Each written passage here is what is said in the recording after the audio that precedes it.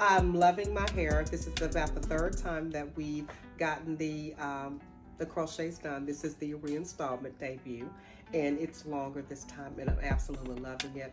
Just like the very first time, there was no pain, so I didn't have to worry about headaches. I didn't have to worry about taking aspirin. I didn't have to worry about sleeping on my face. So I know this is going to be the same way again this time. So I am so appreciative of CJ, or Denicia, however you want to call her, for creating magic with my crochets. I am truly a believer.